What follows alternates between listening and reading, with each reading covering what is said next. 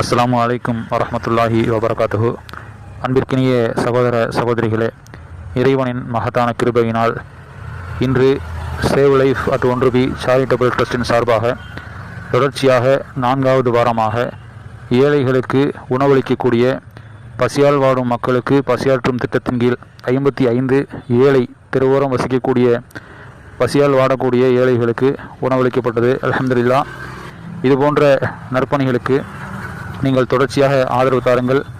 இதுபோன்ற உணவு திட்டம் மற்றும் ஆடைகள் வழங்கக்கூடிய இந்த நிகழ்விலே நீங்களும் பங்கு பெற வேண்டும் என்று சொன்னால் உங்களுடைய பொருளாதாரங்களை தாராளமாக சிறியதோ பெரியதோ தந்து உதவுமாறு அன்போடு கேட்டுக்கொள்கிறோம்.